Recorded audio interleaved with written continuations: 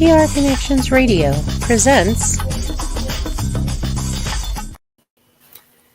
Hello, Golden Knights fans, and welcome to Vegas Hockey Hub here on PRConnectionsRadio.com, the voice of new media. I'm your host, Ian McKelly, and we have an interesting show for everyone all around the world as we're going to be doing our Vegas Hockey Hub recap, as we're going to be talking about the Washington Capitals and Vegas Golden Knights game here on PRConnectionsRadio.com, the voice of new media. If you want to go to the website, PR Connections Radio, we have about a dozen shows on the network. Amazing, incredible content on the network. I highly recommend going down and watching and checking out all the content on there. I would say that it's incredible content. You also want to go to the YouTube channel, PR Connections Radio, subscribe to the network. All of the shows are uploaded on there, including Vegas Hockey Hub. And then also, if you want to go to the Vegas Hockey Hub YouTube channel, we post content on there every single day. We upload videos, shorts, playlists. We always have these good interactions on Vegas Hockey Hub. So if you want to go to the YouTube channel, if you want to like this video and share it to all your friends, that's much appreciated. And if you want to go to all social medias, we are on there as well. YouTube, Facebook, Instagram, Twitter, TikTok. We are everywhere at Vegas Hockey Hub. And if you want to follow your host, I am right here at Ian McKelly 18. And this is going to be a really fun show to talk about, oh my, as the Vegas Golden Knights and Washington Capitals are going to be doing a recap. Washington Capitals won the game 3-0. And there's a lot we can discuss in this game. But first, we have to get the pre-game notes out of the way. The Vegas Golden Knights, the day before, was at the Capitol, at the White House. You know, they took the thing at Washington, D.C., and more importantly, you had your Vegas Golden Knights, the Stanley Cup champions, visiting the White House. The iconic photo of Riley Smith, William Karlsson, and Jonathan Marchessault, the Misfit line, reunited at the White House. That was actually a very nice moment. They had the Barack Obama picture right above them that caused a media uproar in the comments. But still, it was a very nice moment. Riley Smith playing for Pittsburgh now, being reunited with his Golden Knights teammates that he was with for 6 years. So definitely a nice, cool moment there. You had Mark Stone, who was at the podium. He talked for a little bit with the Vegas Golden Knights. You also had the moment where George McPhee, Mark Stone presented a jersey and a stick to the United States President and Joe Biden. And regardless of what your political views are, it's always a nice, cool moment to have a president of the United States meet a Stanley Cup champion. And the fact that the Stanley Cup champion was our Vegas Golden Knights, what a nice touch. There was also the meme that came out with William Carrier with his face during one of the photos. That's kind of become an interesting meme now on social media. But yeah, the White House visit with the Vegas Golden Knights, I'm not going to say that was a distraction or anything, but it was still a very nice moment for the Vegas Golden Knights to go to the White House, to meet the president, to have the official visit, the championship celebration of sorts for your Vegas Golden Knights. And as we got into the game, there was no lineup changes. Nick Waugh is trying to come back. Chandler Stevenson trying to come back. Nick Hague is still in the process of coming back. Of course, we're seeing in practice, one of them is in a normal jersey now. He's going to be coming back soon on a road trip. And when it comes to Stevenson and when it comes to Hague, those two are still in a non-contact jersey. So it's going to be a while for those two to come back. But yeah, Logan Thompson in net for the Vegas Golden Knights going up against the Washington Capitals. Aiden Hill had been in net for the game previously, so it made sense for Logan Thompson to get a start against Washington. To begin the game, it actually started out with a downer as Jonathan Marchessault had a high-sticking penalty. It felt like it was just a sloppy play by Marchessault. It was just a bang-bang situation, don't get me wrong, but it was also an unfortunate situation. Jonathan Marchessault with a high stick going up against John Carlson. He goes to the box for a 2-minute power play. For the Washington Capitals, they did not score on said power play, so good job by the Golden Knights on the penalty kill to not allow a power play goal. And then about 4 or 5 minutes after the penalty on Jonathan Marchessault, Giannis Raumberg has a hit by Dylan McGriff, and Keegan Kolazar steps up to the plate and fights him 5 seconds later. Now, it was a clean hit, all right? It was shoulder to chest. It was a textbook hit in hockey. But Keegan Kolazar, being the guy that he is, him being the enforcer, being someone who's going to stand up for his teammates, of course, he goes up and he fights Dylan McGriff immediately afterwards. So I will say when it comes to Keegan Kolazar, it's definitely a situation where it was a clean hit, wasn't dirty at all, but a fight had to happen. He had to stick up for his teammates, and that's what ended up happening. It was a good fight with Kolazar. This is, I think, his 4th fight on the year for Keegan Kolazar with the Vegas Golden Knights. Just really shows you what his mentality is, what kind of teammate Keegan Kolazar is, that he was able to stick up for his teammates, stick up for Raumberg, and do what needed to be done. And with less than 5 minutes in the first period, we had the first score of the game. And unfortunately, it was not your Vegas Golden Knights who scored. It was the Washington Capitals. Dylan Strome, who is, not Ryan Strome for the Anaheim Ducks. Dylan Strome for the Washington Capitals with his 7th goal of the season, assisted by Sonny Milano. It made a 1-0 game for the Washington Capitals. Now, I will say that Dylan Strome, former longtime New York Ranger, somebody who definitely has earned kind of a second chance here at the Washington Capitals, doing a good year, doing a good job so far this season in Washington, in Dylan Strome. But yeah, first goal of the game was a 1-0 affair after the first period. And then in the second period, you had the match penalty with Paul Cotter. Now, this was a hit up high. This was, shoulder to chin. Okay, Paul Cotter caught Evgeny Kuznetsov up high. It was a high hit. Now, I feel like Kuznetsov was kind of selling it just a little bit. It didn't seem like it was as major of what it looked like when you first saw it for the first time. But then when you break it down, when you show the replay, the slow-mo, yeah, indeed. Shoulder to chin, that is going to be a high hit. And for Paul Cotter to get a 5-minute major, a match penalty, which kicked him out of the game. Now we'll have to see if there's any repercussions for that, because the NHL always looks at match penalties and tries to determine what the punishment will be afterwards. But yeah, Paul Cotter with a match penalty on Evgeny Kuznetsov when he had his shoulder into his chin. And for the second period, not much happened in this game. Vegas Golden Knights, Washington Capitals, no goals were allowed, no goals scored. And outside of a Lucas Johnson penalty against William Carrier on the Washington side, you really did not have much to happen in the second period. It was just kind of a meh second period. Not really much happened in that second period. So you have a 1-0 game, and it seemed like the Golden Knights maybe could get a lucky break because this team looked sluggish in the entire game. The Vegas Golden Knights seemed like they had no energy on the ice. It seemed like the Vegas Golden Knights were just not connecting against Washington. Like there was just not much going on when it came to that performance there. And for Vegas, there seemed like there were some opportunities in this game. I mean, after all, when it came to the Vegas Golden Knights, when it came to the performance with them, you had 35 shots on net for the Vegas Golden Knights. In fact, they outshot Washington. So there was some opportunities in the second period. And even in the early third period, the Vegas Golden Knights did have some opportunities to score. It just seemed like the puck was just not going in the net. Charlie Lindgren, the former Montreal Canadian, he is now in net for the Washington Capitals. I will give props where credit is due. He did an amazing job for the Washington Capitals. Him having a shutout against Vegas.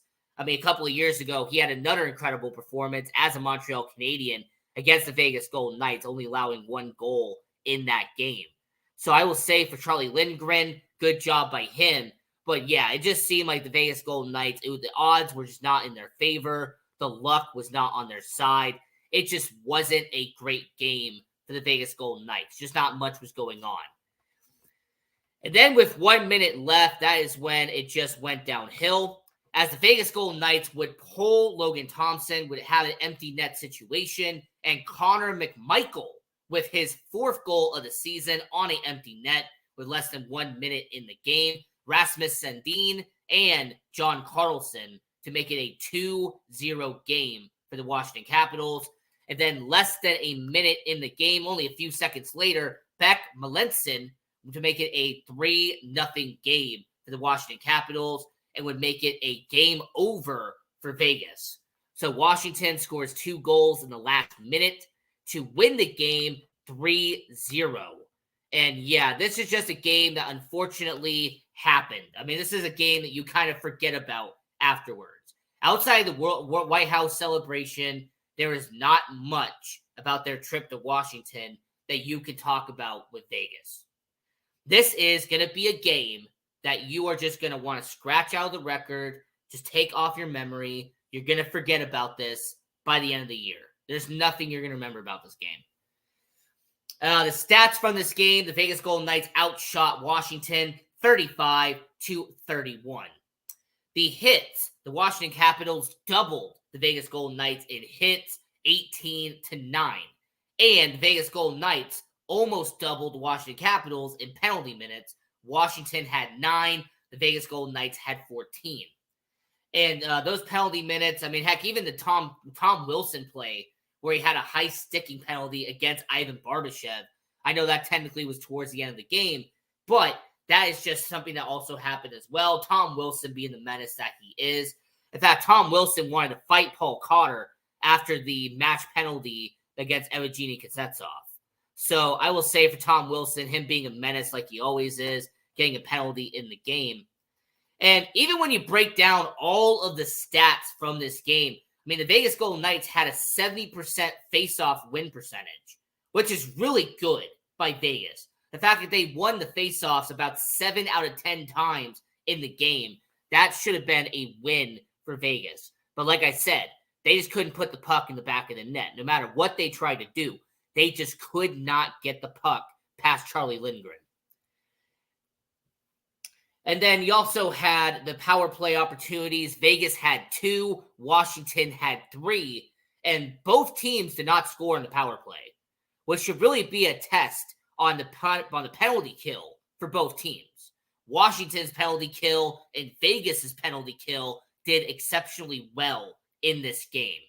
So for them to go 0-2 and 0-3 in this situation is very good for both teams. The fact that their penalty kill did what they're supposed to do. And then you also had the fact that blocked shots.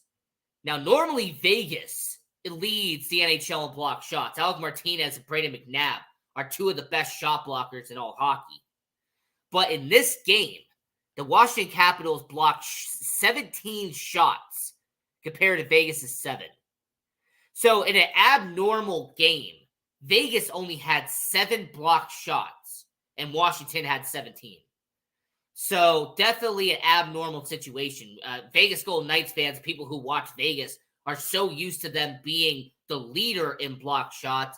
So the fact that they had 10 less blocked shots than Washington did is a bit interesting. And then we also had the giveaway and takeaway situation. The Vegas Golden Knights had 9 takeaways and only 4 giveaways. Whereas the Washington Capitals, they had a little bit of a sloppy situation in this game. In fact, I thought Vegas was going to take more advantage of this, and they didn't. The Washington Capitals had 12 takeaways, which sounds good on paper, but they had 14 giveaways. So if Washington gives up the puck 14 times, that should have been something Vegas should have capitalized on. But unfortunately, they did not do it. Like I said, 0 goals on the score sheet for the Vegas Golden Knights. So I will say for the Vegas Golden Knights, this was just a game that, once again, you are going to forget about. This is going to be a game that you're not going to remember. You're not going to sit back and think about, oh man, that Capitals game back in the beginning of the season. You're not going to care about it. Outside of the world celebration, the White House celebration that happened, that is the only memorable moment that is going to be talked about from this Washington trip. Now, looking forward to the rest of the week. as the Vegas Golden Knights are going to be on continuing their 5-game road trip, as they are going to be taking on the Dallas Stars. They're going to be taking on the Pittsburgh Penguins. I mean, this is a Vegas Golden Knights team that is definitely going to be tested on the road. This 5-game road trip is not going to be easy. It is not going to be a cakewalk for your Vegas Golden Knights. I mean, this is an organization who lost their first game on a road trip to Washington. Now, you have to go to Montreal. Now you have to go to Philly. And then you got to go to Dallas. I mean, this is going to be a situation where you have a lot of games back to back to back, and it's going to be a good process there. So I will say for Montreal, for Philadelphia, Pittsburgh, and Dallas, it is going to be a good situation for Vegas to see how they do on the road, to see how tested they are for the rest of the 5-game road trip. For those games, by the way, I just want to point this out. For the Montreal game, that is at 4 p.m. on Thursday. Saturday will be a 10 a.m. game. They're going to be on the morning slate against Philadelphia. And then it'll be a 3 p.m. game on Sunday. So for the Vegas Golden Knights and for this show, it's definitely going to be a good situation there. Then they'll be back at home around Thanksgiving on Saturday, November 25th versus Arizona at 7 p.m. So they're not going to be back home for 10 more days, the Vegas Golden Knights. And you know what? I will also say for Logan Thompson, since he actually had a good game, I understand the 3 goals doesn't make it seem like it, but this is still a guy that made 28 saves on the day. So for Logan Thompson, 5-2 on the year, a goals against average of 2.27 and a save percentage of 92.5. Logan Thompson is one of the best backups in all hockey, and I feel like he doesn't get enough respect for what he does here in Vegas. So I will say for Logan Thompson, still 5-2 on the year, he has done a good enough job as a goalie here in Vegas. And as we were talking about the Vegas Golden Knights, let's move over to the AHL and let's talk about the Henderson Silver Knights for just a minute. Because the Henderson Silver Knights have been playing pretty good up to this point. Henderson Silver Knights are 8-4 on the season. Their most recent game was against the Colorado Eagles, and they won in overtime 5-4. Now, they are also going to have a game against the Coachella Firebirds at home at Henderson on November 15th at 7 p.m. So if you're in Henderson and you're a huge hockey fan, at the Dollar Loan Center, 7 p.m., you're 8-4 Henderson Silver Knights taking on the Coachella Firebirds, who are the affiliate of the Seattle Kraken, on Wednesday, November 15th. And then you have a 2-game series, a back-to-back series, as the Abbotsford Canucks come to the Dollar Loan Center to Henderson on Friday, November 17th, and Saturday, November 18th. That's going to be a good situation. So I will say for all hockey fans, they have a 3-game slate this weekend, all at home in Henderson. And I also want to point out the Henderson Silver Knights are doing their Military Appreciation Night. As the Henderson Silver Knights on November 17th on Friday, they are going to be honoring active duty military members and veterans from all branches of the U.S. military. The Silver Knights are going to be wearing branded themed jerseys, and they're also going to be paying tribute to the U.S. military on Military Appreciation Night. Now, they released the jerseys for this situation, and I will say that they do look clean. Like, these are very nice jerseys that the Henderson Silver Knights are doing for Military Appreciation Night. And they will also, this is something very interesting for me. If you go to the game, the first 3,500 fans will receive a commemorative coin courtesy of Sunshine Minting. So I will say when it comes to their commemorative coin, I have one of them from last year. They are definitely a good they are a very good coin to have for the Henderson Silver Knights. And I will say that they also are going to be doing something that's very memorable. The game-worn military appreciation jerseys that will be wearing in the game, then will be auctioned off. So if you want to get one of those jerseys, they will then be auctioning off those said jerseys for the game for military appreciation. So very nice by the Henderson Silver Knights. That's a good situation there. So that is the game against Abbotsford on Friday. And we don't talk much about the statistics of the Henderson Silver Knights as we do a show at the end of the month, breaking down everything that's going on. But I will say for the Henderson Silver Knights, considering the battle that they had against the Colorado Eagles, considering the battle that they had in overtime on the road in Colorado, I mean, this was a Henderson Silver Knights team where Gregory Diansenko scored 2 goals in this game and had the overtime winner for the Henderson Silver Knights.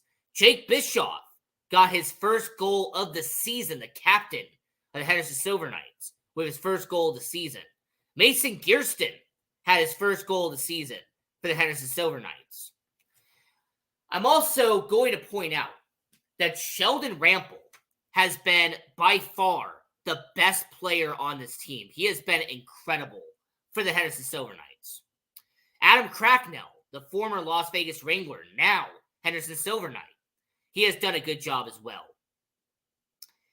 And I will also say that when it comes to some notable players for the Henderson Silver Knights, Dyson Mayo, the good defenseman they acquired in the Shea Weber deal last year, he's done a good job. Brendan Bryson has done pretty well. The former first-round pick has done good for the Henderson Silver Knights. Mason Primeau has actually done some stand-up work for the Henderson Silver Knights. So I will say for the Vegas Golden Knights and the Henderson Silver Knights, there is some good promise with this team. And even the stats kind of back that up as well. So the Henderson Silver Knights heading into their 3-game trip, going at home at the Dollar Loan Center. Right now, Gregory Diansenko is the best player in Henderson. He is averaging a point per game, 13 points in 12 games, 6 of them being goals in Henderson. When they acquired him on waivers from the Florida Panthers, it has been a fantastic pickup by Vegas.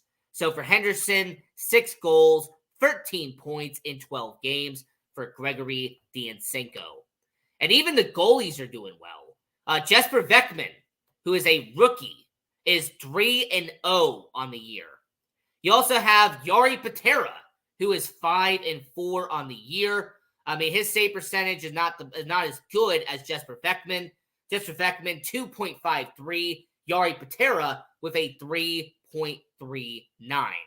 So for the Vegas Golden Knights, and when it comes to their farm system, there are some good players here. There is some good back and forth there. You also have Brendan Bryson, who has had 4 goals in 12 games. Lucas Cormier with 4 points in 12 games, the number 1 prospect, the best prospect the Vegas Golden Knights have in their system. And even some notable guys that I will mention with this team. You also have Alex Svetlikov, who has had 2 goals already in the AHL. You also have a situation where Byron Freese with 5 goals for the Henderson Silver Knights. And then you have Sheldon Rampel, who, like I said earlier, has kind of been the star of Henderson. 7 goals, leads all of the Henderson Silver Knights with 7 goals. And lastly, talking about the minor leagues real quick, the Savannah Ghost Pirates have rebranded to the Savannah Golden Ghosts. The Savannah Ghost Pirates are donning the Vegas Golden Knights colors, becoming the Savannah Golden Ghosts. I saw the jerseys, by the way. They look sick. Like, these are amazing jerseys by Savannah Golden Ghosts. If I could get one of these jerseys, I definitely would. They look amazing. I like the touch there. I like the gold and the black. I kind of like the little pattern you have there. If I could turn a ghost pirate into a golden ghost, that is a nice touch there. So I will say for the Savannah Ghost Pirates, they have become the Golden Ghosts out there in the ECHL. I definitely appreciate that. I like that. Now, I will say for everybody watching all around the world, we are going to be doing more content. We will be uploading a video tonight at 6 p.m. Pacific, 8 p.m. Central. So if you want to go to the prconnectionsradio.com, or if you want to go to the YouTube channel at PR Connections Radio, I will say to everyone watching all around the world, we will be uploading a video to the channel as well. And we also will be uploading content every single day, as like I mentioned, since they're having games on Saturday and Sunday, we are going to be uploading that content as well to the channel. So this was an edition of Vegas Hockey Hub. I'm your host, Ian McKelly. And until next time, continue watching hockey, go support junior hockey, and go Knights, go!